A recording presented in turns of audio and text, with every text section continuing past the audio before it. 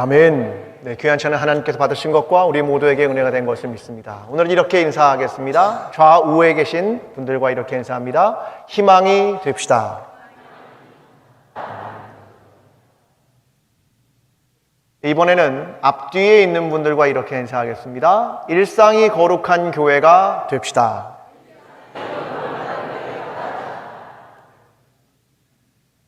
이번에는 꼭 인사하고 싶은 분하고 한 번 더 인사하겠습니다. 모이는 공동체가 됩시다.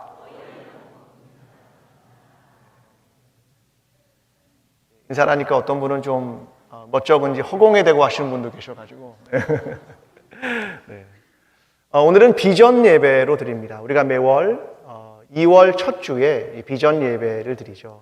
희망의 달이 36.5도, 일상이 거룩한 교회, 또 올해부터 우리가 생각하는 소그룹, 이런 것들의 방향을 우리가 함께 설정하고 하나님께서 우리에게 원하시는 뜻이 무엇인가 그것을 발견하고 같은 방향으로 걸어가기 위해 우리가 비전 예배를 드리는 겁니다. 그래서 오늘은 희망의 달이 36.5도, 또 거룩한 일상이 되는 교회가 되는 것이 무엇인지, 또 소그룹은 무엇인지, 그리고 오늘은 디모데 공동체는 무엇인지 그 이야기를 다 담아서 이야기를 함께 좀 나누려고 합니다. 사람들은 세상을 살면서 희망이라는 걸 보고 싶어 합니다. 그런데 세상은 희망을 찾기가 대단히 어렵습니다. 왜냐하면 깨어져 있기 때문에 그렇습니다. 하나님과 우리 사이도 깨어져 있고 우리와 우리 사이도 깨어져 있습니다. 저와 여러분이 살아가는 오늘의 시대는 서로 미움, 다툼, 혐오 이런 것들로 가득한 시대를 우리가 살아갑니다. 우리는 이런 세상 속에 희망이라는 걸 찾기가 참 어려운 시대를 살아갑니다. 그래서 그리스도인들이 오늘 찾고 싶은 건 뭐냐면 희망입니다. 희망. 근데 여러분 그 희망을 누군가에게서 보고 그것을 누군가에게서 발견하고 싶으십니까? 아니면 내 삶에서 희망을 일구어 가고 싶으십니까? 그냥 제3자적 입장에서 바라보고 싶으십니까? 아니면 내 삶에 그런 희망들이 있으면 좋으시겠습니까? 이 질문이죠. 예수 그리스도, 그분은 어떤 분으로 오셨냐면 이 땅에 희망으로 오셨다고 저는 생각합니다. 그 핵심적인 단어는 화해라고 하는 단어입니다. 에베소 2장 14절은 이렇게 이야기를 들려줍니다. 그는 우리의 화평이신지라 둘로 하나를 만드사 원수된 것, 곧 중간에 막힌 담을 자기 육체로 허시고, 그러니까 그는 둘 사이에 깨어진 관계를 하나로 만들기 위해 우리에게 화평, 화해자로 오셨습니다. 이것을 의미하는 말입니다. 저는 이것을 다리 놓는 사역이라고 생각합니다. 둘 사이에 깨어진 것을 다리를 놓음으로써 화평과 화해를 만들어간다. 그것을 의미하는 말입니다. 여러분, 이것은 어떻게 왔냐면 예수 그리스도께서 하늘의 보좌를 버리시고 이 땅으로 내려오시고 인간이 되셨다. 이것을 성육신 이렇게 말합니다. 이 말은 그가 가지고 있는 상위의 것들, 모든 능력들, 권위들 이런 자리를 내려놓고 인간의 삶에 오셔서 수직적 관계를 수평적 관계로 만드시며 둘 사이에 하나 되는 걸 원하셨다. 그런 말 아니겠습니까? 그러니까 예수 그리스도의 다리 놓는 사역이란 수직적인 관계가 수평적으로 되는 것이고 그것은 성육신, 십자가 이런 희생으로 가능하게 되었습니다. 오늘 우리도 이 예수 그리스도의 사역에 동참하는 일은 그리스도인들에게 굉장히 중요한 일입니다. 그런데 그게 생각보다 쉽지 않습니다. 자기의 것을 내려놓는 것도 쉽지 않고 누군가의 사이에 서서 중간적 존재가 되는 것도 쉽지 않습니다. 그래서 우리에게 끊임없이 필요한 게 뭐냐면 서로를 지지하고 서로를 격려하고 그 길에 함께 기도하고 서로 따뜻하게 환대하고 이런 것이 없으면 그 길을 계속 가기가 어렵습니다. 그래서 따뜻한 온기가 우리에게 필요합니다. 이 모든 걸 합쳐서 뭐라고 말하는 거냐면 희망의 달이 36.5도 이렇게 말하는 겁니다. 그러니까 우리는 그 예수 그리스도의 사역을 오늘 이 땅에서 선취하는 존재, 교회 공동체란 하나님 나라를 이 땅에서 먼저 성취해 가는 것을 보여주는 곳, 그것이 교회 공동체입니다. 이것을 의미하는 겁니다. 오늘 우리가 그래서 소그룹을 하고 공동체를 하고 마을을 하는 모든 이유들은 그 안에서 하나님께서 원하시는 예수 그리스도의 사역을 우리 안에 이루기 위함입니다. 이렇게 이해하면 전체의 그림을 잘 이해할 수 있을 것 같습니다. 우리는 지금 그 공동체 중에 하나하나의 이름의 신앙을 설명해 가고 있습니다. 오늘은 그 중에 하나는 디모데 공동체, 30대와 40대의 공동체에 대한 이야기를 여러분과 함께 나누면서 어떤 신앙을 공동체 안에서 가져야 되는가에 대한 이야기를 나누고 싶습니다. 원래 디모데라는 이름의 뜻은 하나님을 공경하는 그런 뜻을 가지고 있습니다. 근데 이 디모데는 아버지는 헬라 사람이고 어머니는 유대인입니다. 그러니까 아버지와 어머니의 다른 언어와 문화에서 자라났습니다. 그러나 그의 할머니, 외할머니였던 로이스와 어머니 유니게를 통해서 신앙을 배우며 자랐습니다. 그러다 그는 바울이라는 사람을 루스드라에서 만나게 되고 바울의 제자가 되어 함께 선교 사역을 감당한 것이 디모데라는 사람입니다. 그런데 사도행전에 보면 이 디모데에 대해서 되게 독특한 것이 두 개가 등장합니다. 첫 번째는 뭐냐면 바울이 그에게 할례를 행했다. 이런 글이 등장을 합니다. 사도행전 16장 3절.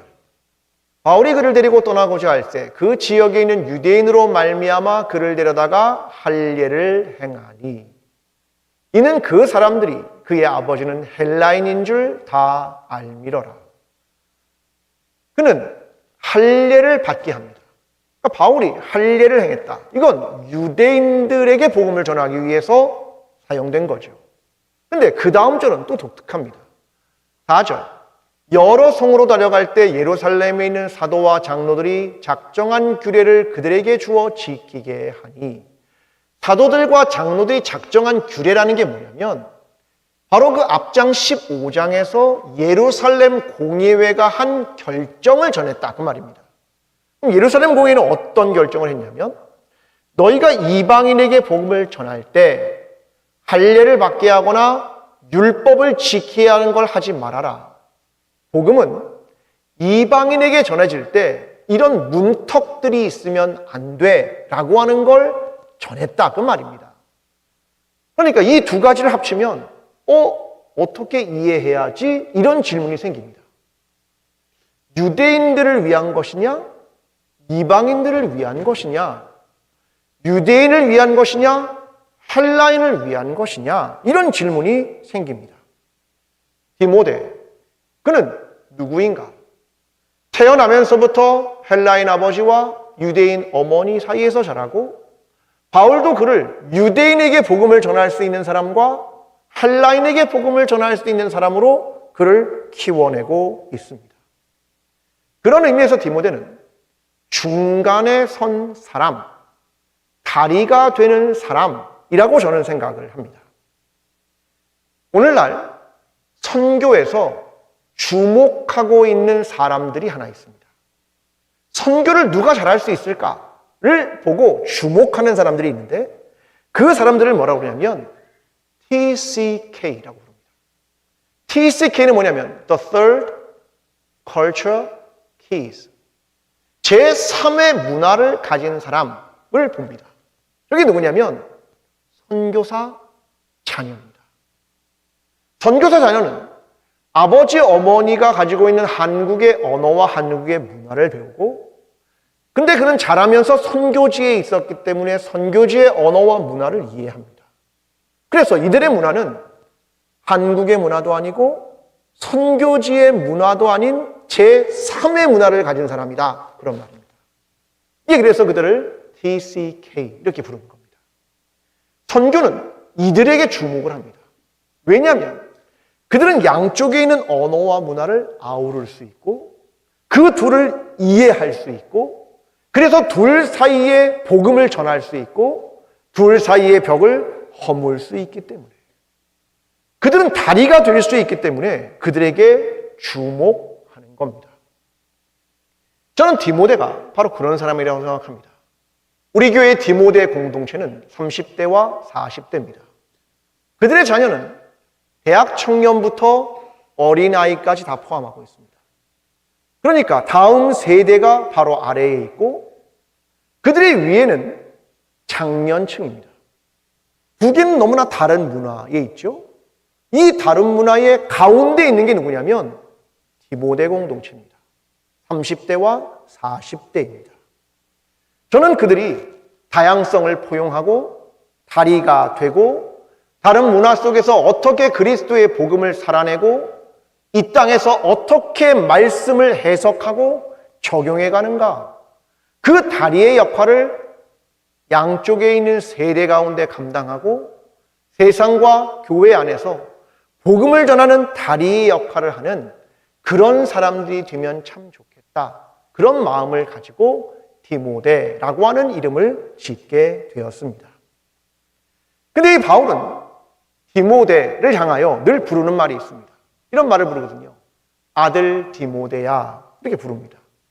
그 디모데전서를 시작하면서 1장 2절에 이렇게 말합니다. 믿음 안에서 참 아들 된 디모데에게 편지하노니 디모데 후서도 사랑하는 아들 디모데에게 편지하노니 디모데 전서와 후서에는 아들 디모데야 사랑하는 아들아 계속 이렇게 표현을 합니다. 이 말은 신앙에 있어서 바울은 아버지이고 디모데는 아들이다. 그런 관계죠. 신앙은 전수되지 않으면 대가 끊기는 겁니다. 기독교 역사는 2000년을 넘게 흘러오면서 중요한 가치 중에 하나는 다음 세대에게 복음을 전수하는 겁니다. 그래서 오늘 우리까지가 이 복음이 흘러온 것이죠. 사람들은 보통 한 세대 그러면 30년을 잡습니다. 30년. 그러면 질문 좀 해보겠습니다. 여러분 70대에게 다음 세대는 연령이 몇 대입니까? 몇 세가 70대의 다음 세대는 40대. 그럼 60대의 다음 세대는 30대. 그럼 40대의 다음 세대는 10대. 30대의 다음 세대는 10살 미만입니다. 여러분의 다음 세대를 아셨습니까? 내가 70대면 몇 세가 다음 세대라고요? 40대. 내가 60대면 30대. 여러분의 관심은 어디에 있는가라는 거죠. 우리 교회는 2017년 장기발전 계획을 세우면서 전교인 설문조사를 했습니다. 그때 1위와 2위가 있습니다. 거의 똑같았습니다. 예배와 다음 세대입니다. 다음 세대에 관심이 있다. 이거죠. 우리 교회는 120년을 흘러오면서 끝없이 다음 세대에 관심을 가졌으니 여기까지 왔겠지요. 여러분 다음 세대가 잘 되면 좋겠습니까? 다음 세대에 하나님에 대한 신앙이 가득하면 좋겠습니까? 그걸 위해 기도하고 계십니까? 어떤 노력을 하고 계십니까? 우리는 다음 세대가 도대체 어떤 신앙을 갖기를 바라는 겁니까? 그래서 우리의 세대는 다음 세대를 위해 어떤 노력을 하고 있는가? 그게 생각이 돼야 하는 겁니다. 바울은 디모데에게 바랬던 것이 있습니다. 너는 좋은 일꾼이 되기를 바란다. 디모데전서 4장 6절에 이렇게 말합니다. 내가 이것으로 형제를 깨우치면 그리스도 예수의 좋은 일꾼이 되어 좋은 일꾼이 된다. 이 말은 사역자가 된다. 그 말이거든요. 그럼 디모데후서 2장 3절은 좋은 병사가 된다. 2장 15절은 부끄러울 것이 없는 일꾼이 된다. 이 말은 내가 그리스도의 사역자가 되고 사역을 부끄러워하지 않는 사람이 된다. 선교하고 복음을 전하는 자가 된다. 그런 말입니다. 저와 여러분의 다음 세대가 어느 정도의 신앙을 가지면 좋겠습니까? 교회 나오면 될 것 같습니까? 예수 믿고 천국 가는 신앙이면 되겠습니까? 여러분, 그러면 그 다음 세대가 그 또 다른 다음 세대를 끌고 갈 수 있다고 생각하십니까? 아닙니다. 그 정도의 신앙을 바라시는 겁니까? 아니요. 바울은 디모데에게 좋은 일꾼과 좋은 병사가 되라. 그리스도의 사역자가 되라. 그 말이죠. 우리가 우리의 다음 세대를 탄탄하게 세우는 만큼 그 세대가 또 다른 다음 세대를 탄탄하게 세워가는 것 아니겠습니까? 이게 우리가 바라는 다음 세대가 그 수준에까지 올라가기를 바라고 그런 신앙을 전수하기를 바라는 것이 우리의 꿈이 아니겠습니까? 그런데 다음 세대는 잘 눈에 보이지 않습니다. 여러분, 묘목을 심으면 그 묘목이 얼마나 클지 예측이 되십니까? 아닙니다. 다음 세대는 미래이고 가능성이기 때문에 보이지 않습니다. 그들은 결과를 지금 내놓을 수도 없습니다. 그러나 다음 세대이기 때문에 우리가 그들에게 관심을 가지고 그들에게 투자를 하고 그들을 위해 기도하는 것이겠지요. 결과를 모르지만 말입니다. 근데 어차피 신앙은 그런 거 아닙니까? 보이지 않는 하나님을 믿는다. 그가 보이지 않는 하나님이지만 믿는다. 이게 신앙 아닙니까? 우리의 다음 세대도 마찬가지죠. 보이지 않지만 얼마나 성장할지 모르지만 그들을 위하여 믿음을 가지고 가능성과 그들의 신앙의 미래를 보고 그들을 위해 기도하고 그들을 위해 헌신하고 그들을 위해 투자한다. 이거죠. 우리가 다음 세대에 얼마나 관심이 있는가? 이것은 저는 기후와 환경의 문제를 생각하는 것을 보면 다음 세대를 본다고 생각합니다. 최재철이라는 생물학자가 이런 얘기를 합니다. 지금의 상황이라면 기후가 2도 정도 올라가면 생태계에 엄청나게 어려운 생태계 전체가 무너지는 일이 생긴답니다. 단순 계산으로 1년에 종이 몇 개 없어지냐면 1년에 10,000개씩 사라진답니다. 이 생태계에 종이 10,000개가 사라지는 거예요. 그러니까 이대로 그냥 가면 앞으로 몇 년쯤 남았다고 생각합니까? 종이 다 무너지는데 이렇게 말합니다. 77년 정도 남은 것 같습니다. 77년? 77년 후에 살아계실 자신이 있는 분 손 드십시오. 나 77년 후에 살아있습니다. 그럼 우리 모두는 없네요. 그럼 77년은 누가 살아가는 겁니까? 다음 세대. 우리는 세상을 떠나니 관계가 없다. 그겁니까? 아니잖아요. 중요한 건 우리의 다음 세대를 위해 우리는 어떤 희생과 어떤 내려놓음과 어떤 준비를 하느냐가 중요하지 않겠습니까? 사랑하는 성도 여러분, 오늘 저와 여러분이 우리의 다음 세대의 마음을 두고 그들의 신앙의 성장과 그들의 미래가 있도록 오늘 우리가 그들을 위해 기도하고 그들을 위해 준비해주고 우리 자신을 희생함으로 하나님께서 원하시는 신앙의 전수가 다음 세대로 이어지는 저와 여러분의 신앙이 되기를 간절히 기도합니다. 두 번째는 한 세대만의 이야기가 아니라 모든 세대의 이야기입니다. 저는 중요한 것은 연단과 분투라고 하는 거라고 생각합니다. 자, 바울이 디모데에게 한 얘기입니다. 6절과 7절입니다. 믿음의 말씀과 내가 따르는 좋은 교훈으로 양육을 받으리라. 망령되고 허탄한 신화를 버리고 경건에 이르도록 내 자신을 연단하라. 자, 지금 얘기하는 건 뭐냐면 연단해라. 10절은 이렇게 말합니다. 이를 위하여 우리가 수고하고 힘쓰는 것은, 자, 이건 연단, 수고하고 힘쓰는 것은 분투라는 말입니다. 이 분투라는 말은 레슬링을 할 때 사용하는 말입니다. 레슬링을 할 때. 자, 너는 연단하고 분투하라. 신앙은 그냥 얻어지는 것이 아닙니다. 여러분 신앙이 막 흘러나오는 것이라고 경험하십니까? 교회 사역은 자연히 이루어지는 겁니까? 여러분 가만히 있으면 기도가 막 흘러나오십니까?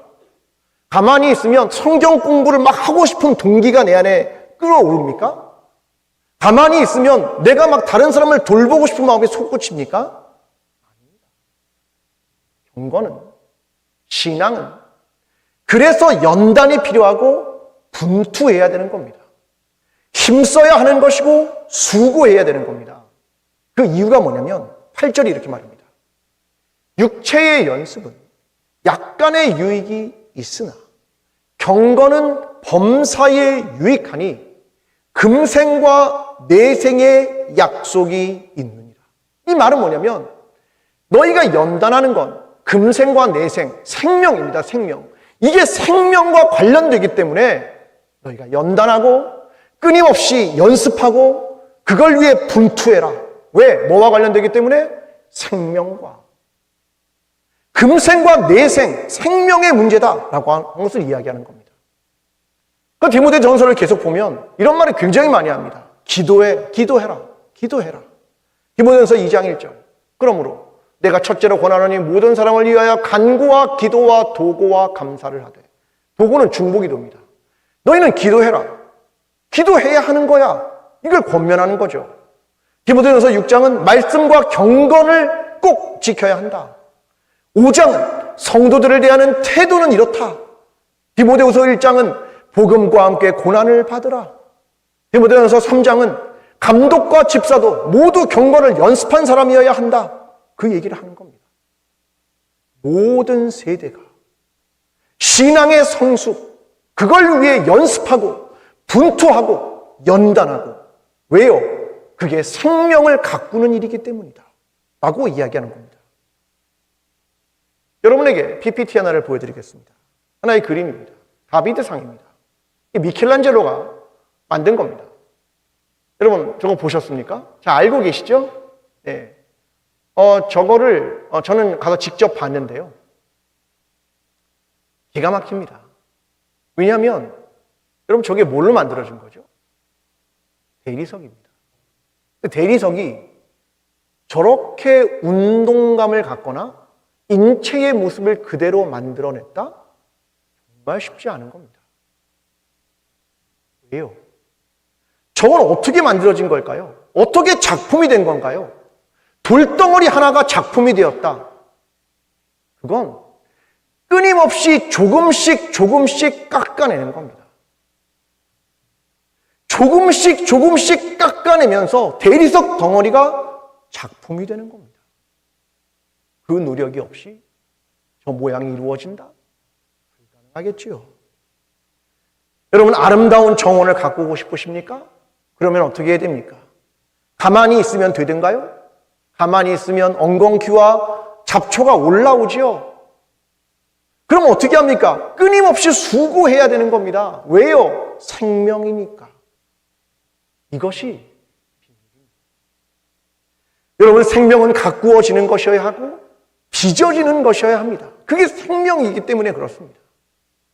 오늘 저와 여러분의 신앙 모든 세대가 하나님의 손에서 빚어지고 또한 경건을 연단하고 그리스도의 생명을 일구어가고 빚어지는 일을 통하여 우리 안에 있는 그리스도의 생명이 우리 안에, 우리의 공동체 안에 가득하게 되는 놀라운 주의 일들을 경험하는 저와 여러분의 신앙이 되기를 간절히 기도합니다. 여러분 디모데는 바울의 2차 전도여행부터 동행을 했습니다. 근데 그가 있었던 두 군데의 중요한 교회가 있었습니다. 하나는 고린도 교회이고 또 하나는 에베소 교회입니다. 고린도전서 4장 17절은 이렇게 말합니다. 이로 말미암아 내가 주 안에서 내 사랑하고 신실한 아들 디모데를 너희에게 보내었으니. 바울이 어느 교회로 보냈습니까? 고린도 교회. 여러분 고린도 교회가 평안한 교회입니까? 천만의 말씀이요. 분쟁이 가득하고 고소하고 음행이 있고 이런 교회가 고린도 교회입니다. 그 교회에서 디모데가 목회했다 그 말입니다. 두 번째 에베소 교회. 디모데전서 1장 3절. 내가 마게도냐로 갈 때에 너를 권하여 에베소에 머물라 한 것은, 그는 에베소 교회의 목회를 한 겁니다. 근데 에베소 교회는 문제가 있었습니다. 가짜들, 거짓 교훈들, 이런 것들이 그 안에서 거짓 교사들 때문에 많은 겁니다. 어려운 교회입니다. 에베소는 이 두 교회에 있었습니다. 고린도 교회, 에베소 교회. 근데 디모데가 그걸 이겨낼 수 있는 이유는 몇 가지가 있었습니다. 먼저는 바울, 신앙의 아버지가 끊임없이 그를 격려하고 조언하는 겁니다. 디모데전서 1장 18절과 19절 이렇게 말합니다. 아들 디모데야, 내가 내게 이 교훈으로서 명하노니 전에 너를 지도한 예언을 따라 그것으로 선한 싸움을 싸우며 믿음과 착한 양심을 지키라. 너는 말이야, 내가 너에게 이야기한 그 예언을 기억하고 선한 싸움을 싸우고 믿음을 지키고 착한 양심을 지켜가라. 이걸 끊임없이 조언하고 격려합니다. 이게 바울이 도와주고 있는 거죠. 그 정도가 아닙니다. 디모데는 복음 전파를 위해 실라와 함께 다녔고 에라스도와 함께 길을 다녔습니다. 그에게 동역자들이 있었다는 말입니다. 사도행전 20장 4절은 또 이렇게 말합니다. 아시아까지 함께 가는 자는 베레아 사람 브로의 아들 소바더와 데살로니가 사람 아리스타고와 세군도와 더베 사람 가이오와 및 디모데와 아시아 사람 두기고와 드로비모라. 이 말은 가난하고 어려운 유대를 위하여 모금을 했고 그걸 갖다 주는 사람들을 열거한 겁니다. 근데 그 중에 디모데가 있었죠. 세 사람은 마게도냐 사람, 두 사람은 갈라디아 사람, 두 사람은 아시아 사람. 너는 그들과 함께 길을 간다. 동역자들이 있었다. 이게 디모데라는 사람입니다. 작년 말에 구역장과 권찰님들의 일을 마치면서 책을 하나 선물했습니다. 제가 설교 시간에도 한번 이야기한 책인데요. 마틴 슐레스케의 가뭄비 나무의 노래, 구역장님들과 권찰님들께 선물로 드린 건데 읽어보셨습니까? 읽으셨습니까? 네, 좋은 책이죠? 진짜 좋은 책입니다. 한 분만 읽으신 것 같은데, 네, 읽으십시오. 네, 정말 읽으십시오. 정말 좋은 책입니다. 근데 저기에 보면 심포니에 대한 얘기를 합니다. 교향곡, 심포니. 그러니까 심포니는 오케스트라가 다악장 형식의 곡을 가지고 연주하는 걸 심포니 이렇게 이야기하는데, 이 심포니라고 하는 개념이 헬라어의 심포니아에서 왔습니다. 근데 이 심포니아라는 단어는 함께 어우러지는 울림이라는 말입니다. 근데 이게 어디서 사용되냐면 마태복음 18장 19절에 심포니아라는 단어가 등장을 합니다. 이 본문은 이렇습니다. 진실로 너희에게 이르노니 너희 중에 두 사람이 땅에서 합심하여 무엇이든지 구하면 하늘에 계신 내 아버지께서 그들을 위하여 이루게 하시리라. 두세 사람이 내 이름으로 모인 곳에는 나도 그들 중에 있느니라. 여기서 합심하여, 이 말이 심포니아입니다. 너희가 그 함께 어우러지는 울림을 만들어라, 그런 말이죠. 그러면 두세 사람이 내 이름으로 모인 곳에 나도 함께 있을 거야, 그 말 아닙니까? 우리가 말하는 소그룹에 대한 이야기를 하고 있는 겁니다. 여러분, 심포니라는 게 뭡니까? 악기들이 다양하지만 어우러지는 거죠. 내가 가진 소리와 내가 가진 울림이 있습니다. 그런데 내가 연주해야 할 때가 있고 저 악기가 연주해야 할 땐 내가 하는 소리를 멈춰야 되는 겁니다. 왜? 서로가 가지고 있는 신뢰를 바탕으로 하기 때문에 멈출 수 있는 거죠. 같은 음을 내는 게 아니라 다른 음을 냅니다. 그러나 협연이라는 걸 하는 거죠. 그러려면 뭘 잘해야 되냐면 다른 소리에 귀를 기울여줘야 하는 겁니다. 내가 하고 싶은 연주가 있습니다. 그런데 내가 마음대로 할 수 있는 권리를 포기하는 겁니다. 왜요? 결국 원하는 건 뭐냐면 작곡자가 생각하는 표현, 작곡자가 원했던 그 음악, 그걸 최종적으로 연구하고 싶기 때문에 그렇게 하는 겁니다. 이게 심포니다. 이게 심포니아야 라고 하는 말입니다. 여러분, 우리의 소그룹은 무엇일까? 하나님께서 원하시는 뜻, 하나님께서 원하시는 뜻을 이루기 위하여 다른 소리를 경청할 줄 알고, 다른 사람이 소리를 낼 때 내 소리를 멈출 줄도 알고, 내 마음대로 연주하고 싶은 것들을 포기할 줄도 알고, 그래야 소그룹이 갈 수 있다 라고 하는 것을 의미하는 겁니다. 이것이 공동체이며 이것이 교회입니다. 우리 교회는 2017년에 10년간의 장기 계획을 세웠습니다. 코로나 3년을 거치면서 이것을 27년에서 30년으로 수정했습니다. 근데 그 전체의 주제가 뭐냐면 이 앞에 있는 이겁니다. 일상이 거룩한 교회. 일상이 거룩한 교회. 여러분, 다시 한번 옆 사람과 인사해 보겠습니까? 일상이 거룩한 교회가 됩시다.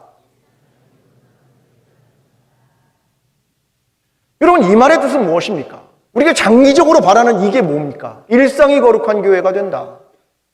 여태까지 교회는 주일날 모이는 것이고 교회만 오는 것이 신앙생활인 줄 알았습니다. 그러나 아니다. 우리가 앞으로 장기적으로 변하고 싶은 거 뭐냐면 일상이, 평일의 삶이 거룩해지는 삶을 살아가는 것이다. 그겁니다. 근데 그거는 예배를 통해서 다 이루어지지 않습니다.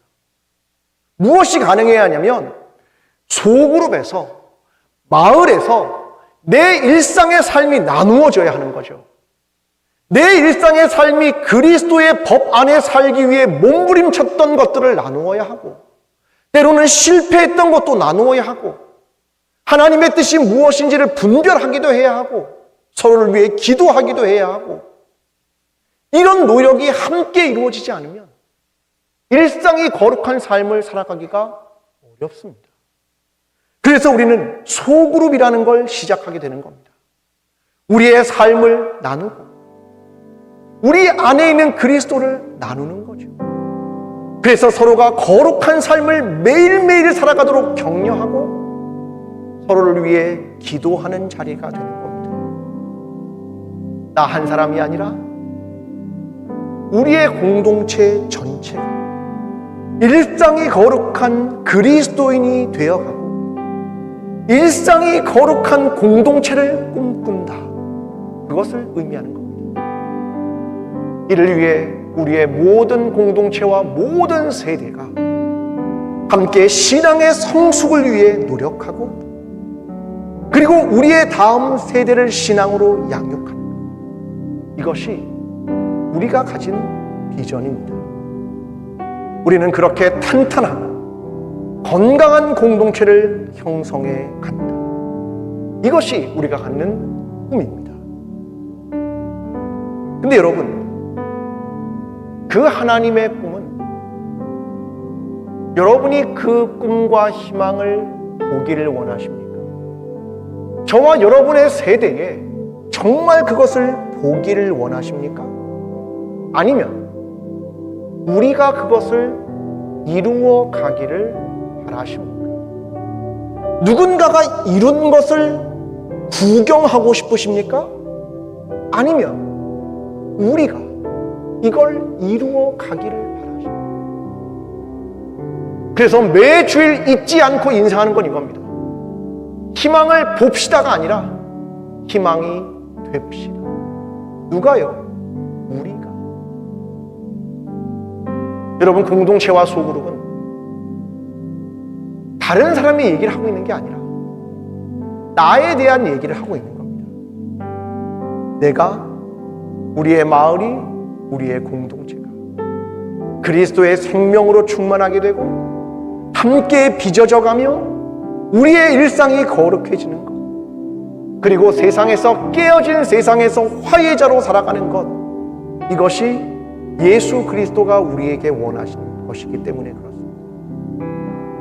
오늘 저와 여러분이 이 예수 그리스도의 사역을 기억하며 주님께서 원하시는 희망의 다리로, 일상이 거룩한 교회로, 그리고 그것을 이루는 작은 소그룹 안에 함께 참여함으로 우리 모두가 일상의 삶에서 그리스도인으로 살아내며 거룩한 삶을 이어가는 저와 여러분 광주 제1교회 공동체가 되기를 간절히 축원합니다.